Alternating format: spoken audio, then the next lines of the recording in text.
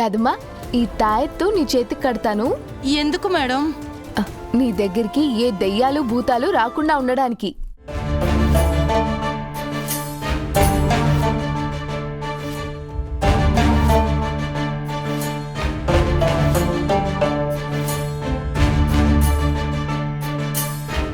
ఇక నీ దగ్గరికి ఏం వచ్చినా మాకు తెలుస్తుంది.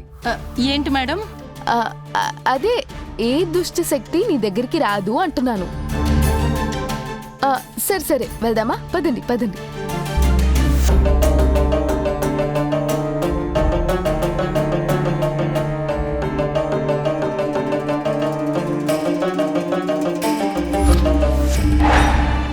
ఈ తాయెత్తు గురించి మనోహర్ గారికి చెప్పాలా వద్దా?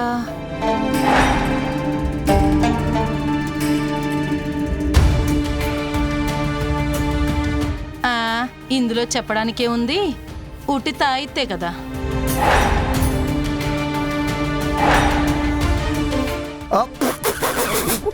అది ఒట్టి తాయెత్తు కాదే ఎర్రి యాదమ్మ.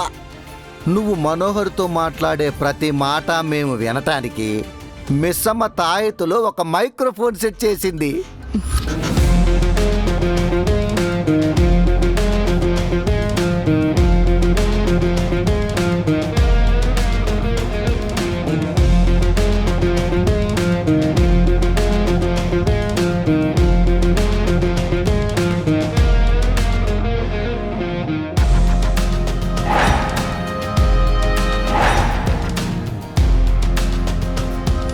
మనోహరిని ఇంటి నుంచి పంపించాలంటే మనకి సరైన సాక్ష్యాలు కావాలి కదా రాథోడ్.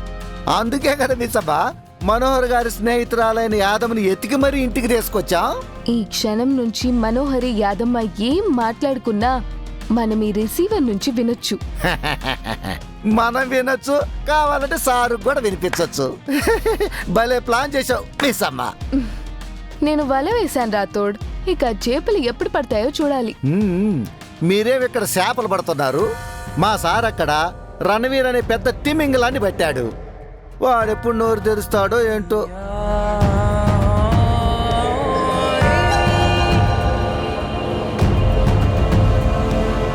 నమస్తే సార్.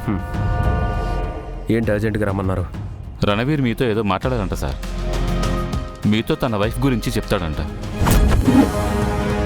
వాట్? సడన్గా వాళ్ళు ఈ చేంజ్ ఏంటి? ఏమో తెలీదు సార్. ఇందాక తన లాయర్ వచ్చారు, బెయిల్ కోసమని ఎవరికో ఫోన్ చేశారు. అట్నుంచి సరైన రెస్పాన్స్ రానట్టుంది. అందుకే మీతో నిజం చెప్పాలనుకుంటున్నాడేమో. ఓకే, తనెక్కడ?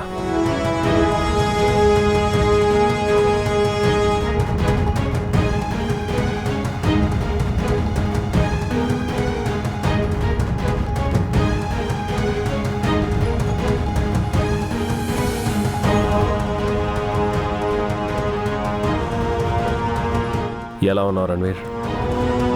నా కూతురు ఎలా ఉంది? ఎప్పుడు నా కూతురు ఎక్కడుంది అని అడిగేవాడివి. ఫస్ట్ టైం ఎలా ఉందని అడుగుతున్నావు. నాకు తన క్షేమం కావాలా మరేంద్ర? తను క్షేమంగా సంతోషంగా ఉంది. నువ్వు ఊహించిన దానికంటే ఘనంగా ఉంది, చాలా గొప్పగా ఉంది. ఏంటి నా మాటలు నమ్మవా? పాపని నీకు అప్పగిస్తే ఆస్తి కోసం నువ్వు తనని ఏం చేస్తావో అని కంగారు పడి చెప్పలేదు. చాలా థ్యాంక్స్ అమరేంద్ర. నా కూతురు కోసం నువ్వు కంగారు పడుతున్నావు అంటే నీ నలుగురు పిల్లలతో సమానంగా నా కూతుర్ని చూసుకుంటున్నావని నాకు అర్థమైంది. అనాథ శరణాలయం నుంచి నా కూతుర్ని తీసుకొచ్చిన నీకు, నీ భార్య అరుంధతికి, మీ మంచి మనసుకి చాలా చాలా థ్యాంక్స్ అమరేంద్ర. నా కూతురెవరో నువ్వు చెప్పకపోయినా పర్వాలేదు, తనని నీ కూతురులా చూసుకుంటున్నావని నాకు సంతోషంగా ఉంది. నీకు నా భార్య ఎవరో తెలియాలి, అంతే కదా?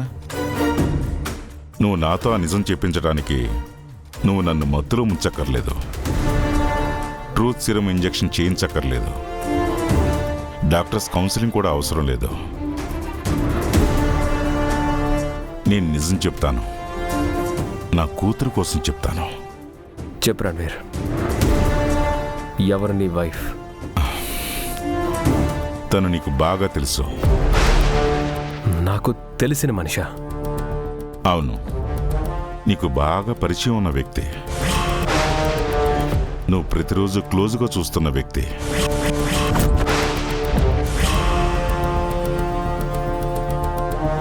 ఎవరు రణ్వీర్? తను నీకు చాలా బాగా తెలుసు. నీ ప్రతి కదలిక తనకి తెలుసు. నన్ను నీ నుంచి చాలాసార్లు కాపాడింది. ఎందుకంటే నన్ను కాపాడిన ప్రతిసారి తను నీ పక్కనే ఉంది.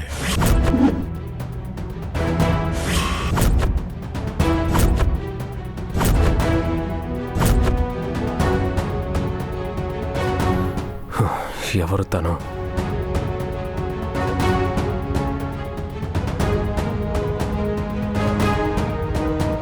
ఎవరో నాకు గుర్తు రావట్లేదు రణ్వీర్. తనెవరో నాకు తట్టట్లేదు. అంటే తను నిన్ను అంతలా మాయ చేసిందా? మాయ చేయడం ఏంటి? తనలో ఏదో తెలియని మ్యాజిక్ ఉంది అమరేంద్ర. తను అలాంటిదని నేను చెప్పినా నువ్వు నమ్మవు. నేను తప్పించుకోవటానికి అబద్ధం చెప్తున్నానని అనుకుంటావు. తనెవరో చెప్పు రణ్వీర్. తన అడ్రస్ ఏంటి? తన కేర్ ఆఫ్ అడ్రస్ నువ్వే.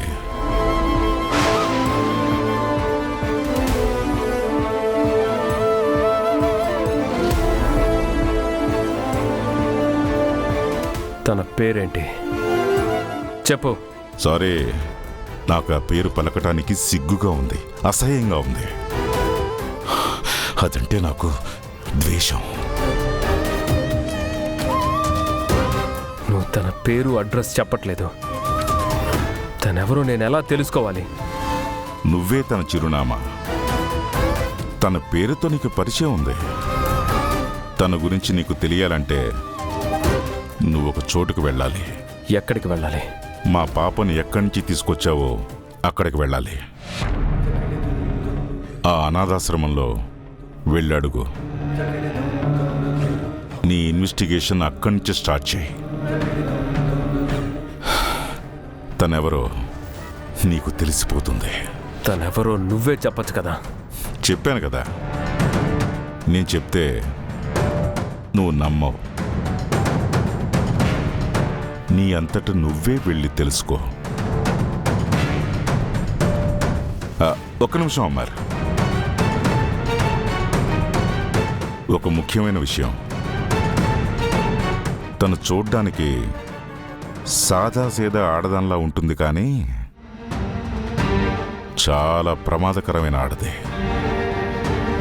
తన గురించి నీకు నిజం తెలిసిపోయిందని తనకు తెలిస్తే నిన్ను చంపటానికి కూడా వెనకాడదు.